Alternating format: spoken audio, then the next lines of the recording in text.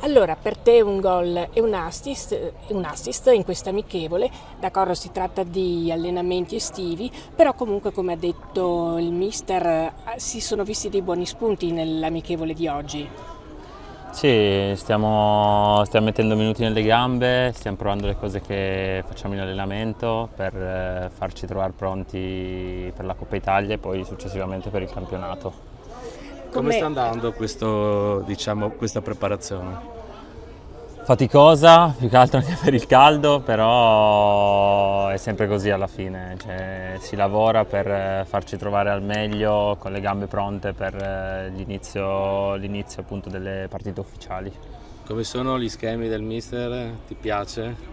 Sì, è un modo di giocare a due punte che mi piace, lavoriamo tanto insieme, ci consiglia movimenti da fare e da sfruttare poi in campo, in partita. La coesione del gruppo con i compagni, come va l'ambiente? Sì, essendo tutti nuovi ci stiamo iniziando a conoscere e poi allenandoci tutti i giorni insieme cerchiamo sempre di più di unirci tra di noi, conoscerci, ognuno con il proprio gioco, perché comunque non giocando insieme, non avendo mai giocato insieme non è facile subito adattarsi alle caratteristiche degli altri, però man mano si porta avanti il lavoro e il lavoro ci aiuterà. Questo può essere un handicap per l'inizio del campionato?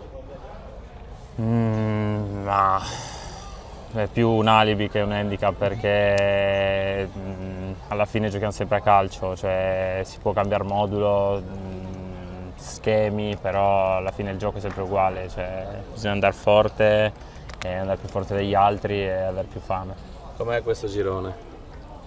Un girone dicono sempre sia quello di più basso livello, però ogni anno poi escono le sorprese, e è un girone tosto con squadre organizzate e sarà un bel girone. Chi potrebbe essere la sorpresa, magari lo stesso Treviso? Io mi auguro noi, però non so, ci sono squadre forti, Lecco, lo stesso Cittadella, poi la favorita penso sia il Brescia, però noi ce la giocheremo contro tutti.